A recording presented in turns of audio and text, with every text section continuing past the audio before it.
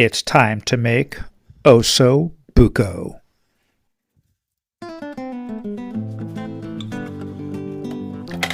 We're going to start off by dicing some fresh onions, celery, and carrots into equal sizes.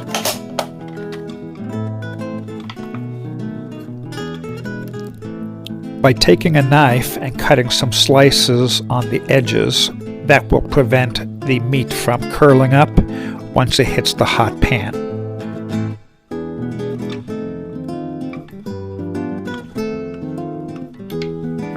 Next, we're going to take some culinary twine and wrap each of the shanks up, because as this meat cooks, it will fall apart.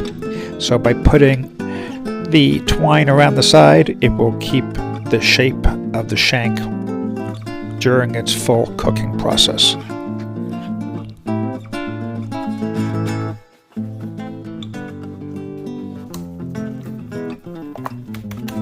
Sprinkle a little bit of salt and pepper on both sides and tap into the meat. On both sides of the meat, we're going to sprinkle a little bit of all-purpose flour. This will serve as two purposes. It'll give it a nice brown crust, and also as it cooks in with the fat, it will produce a nice roux, thickening the gravy for us.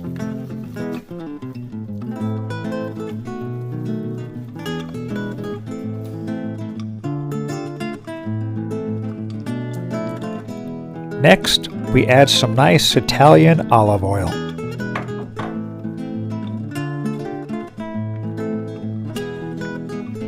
Then into the oil we put our pancetta.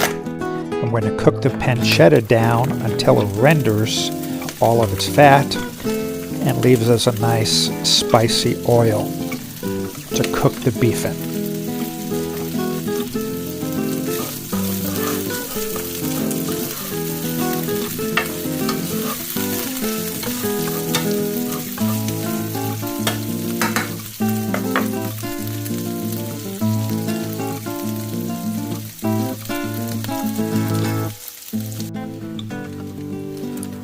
Once the pancetta has been cooked and the fat's been rendered, we're going to remove the pancetta with a slotted spoon, and we're going to save all the fat to sear the meat in.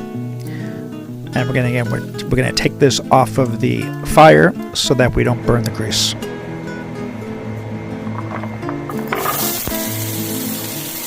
While that oil is still hot, we're going to pour in our celery, onions, and carrots and cook that in the hot pancetta oil.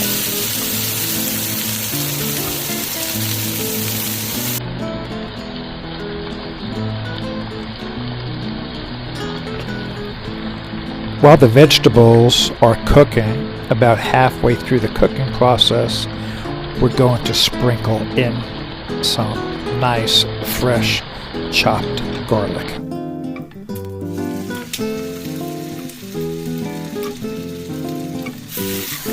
In the pan, we're going to add all of our beef shanks into the hot oil, and we're going to want to brown them on one side, and we're going to flip them over on the other side until they're brown, and then we're going to take them out of the pan and put it in a separate. Okie doke, let's see what we got to do next. We got to get the wine ready so we can go ahead and braise the beef in that. So we're going to go ahead and do that. Today when I was at Trader Joe's, I got a nice bottle of Chianti. Obviously, we're doing Italian food, so it's always recommend either a dry white wine or a dry red. Either one is acceptable, but I like a nice Chianti in my Osso Buco. So we're going to go ahead and open this, get this ready to put into the meat so it can braise.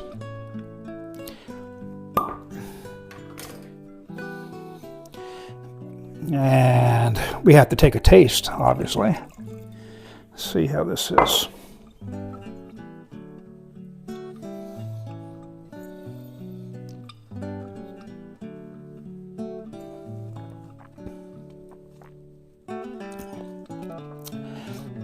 Yeah, definitely a dry Chianti. I'm not a big Chianti fan, but when you cook with it, it's really, really good. It provides a nice, robust, rich taste to it. So it's not that bad. I'm going to have a second taste. A few moments later. Okay, now we're back. Everything's basically done. We're going to put everything all together right now and get ready to roast in the oven. You're supposed to have a big Dutch oven, which is basically it's a heavy clay pot with a tight lid. I don't have one of those lately. It broke, so we're trying to improvise here with a large clay pot, and we're going to wrap it real tight on the top. And we're going to go ahead and take our shanks that we cooked earlier, and we're going to go ahead and put those in the pan.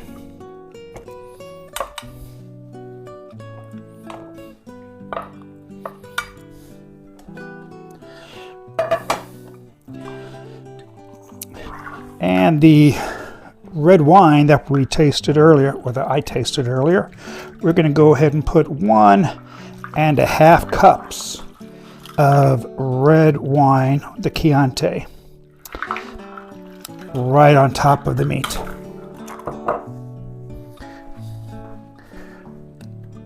The pancetta that we cooked earlier, that will also go on top.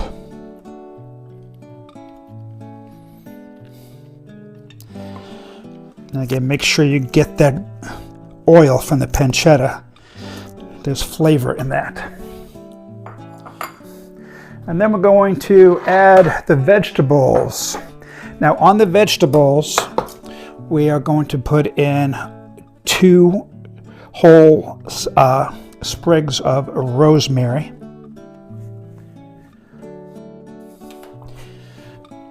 And we're going to put a nice bunch of fresh thyme.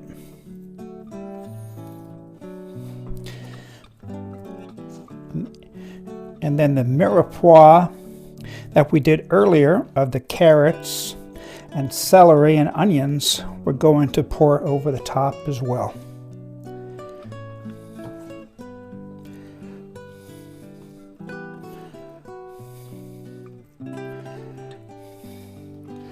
This is looking good already. Okay, we have a few last ingredients to add. We're going to go ahead and put 3 to 4 dried bay leaves in there. Most recipes will call for salt and pepper. I don't like putting salt and pepper in at this point because this is going to reduce in the oven and we're going to lose a lot of this moisture. So if you get the salt right now, the salt's not going to go away, but the chicken broth will. So you're going to be left with a very, very salty base. So, and also too, depending upon which bouillon you use or how salty your chicken stock is, there's a lot of salt in that. So you don't want to kill this with way too much salt. So we'll do the salt at the end once it's reduced, but we will go ahead and put in some fresh black pepper. And again, this is about 2 cups of chicken stock. And again, chicken stock is salty. And then today, when I was at Trader Joe's, I picked up these nice organic tomatoes. And this is one 14-ounce can of diced tomatoes with all the juice. Okay, we're going to gently mix this.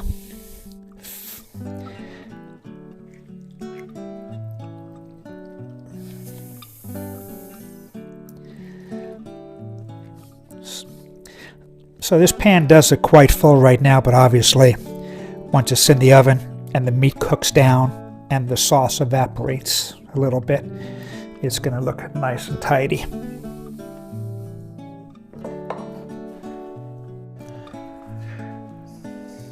Okay, the oven is heating up to 325 degrees. We're going to put this in the oven for about an hour. After an hour, we're going to carefully turn the meat upside down so the other side gets to cook. Now, again, remember, we put string around it because it's going to fall apart. So flipping these, it's easier said than done. But we have all the vegetables on there, and now we're going to go ahead and wrap it tightly. Again, we want to keep that steam in there.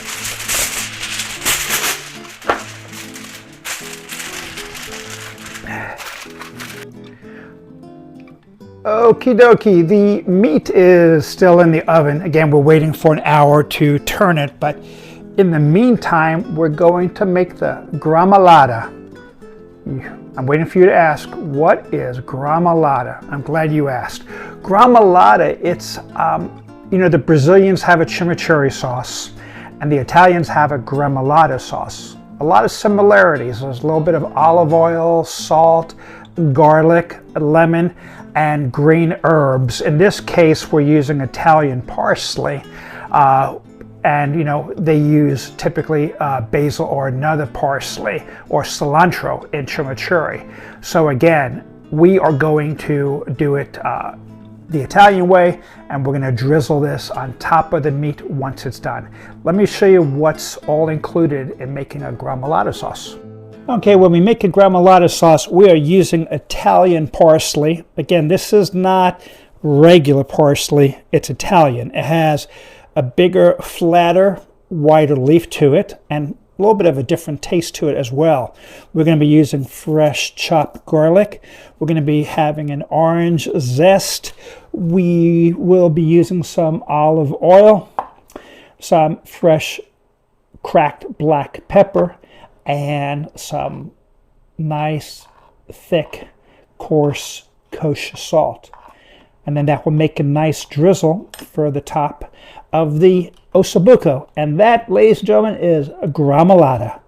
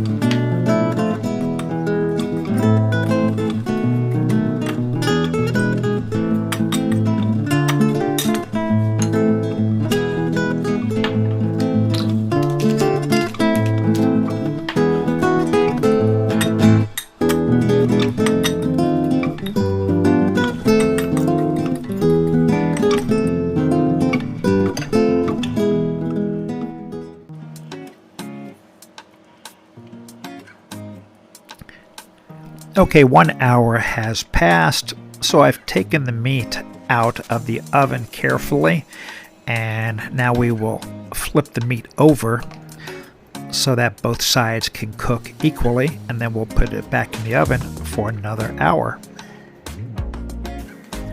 I pulled out the meat and put it in a separate pan and then cooked down the sauce to thicken up a little bit. Once the sauce has thickened, then the meat goes back into the saucepan.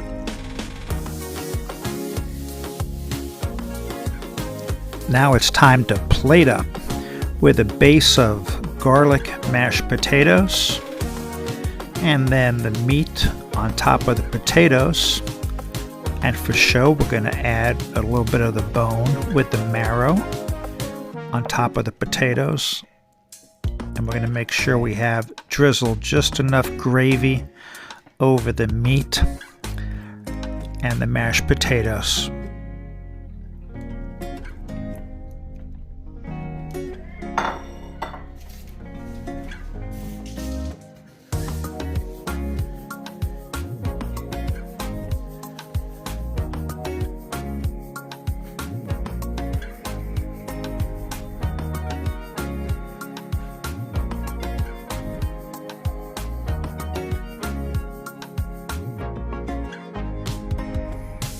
If you've enjoyed this cooking demonstration and would love to see more of our weekly specials, please go ahead and subscribe, like, and comment. Thanks, and have a great day. Ciao.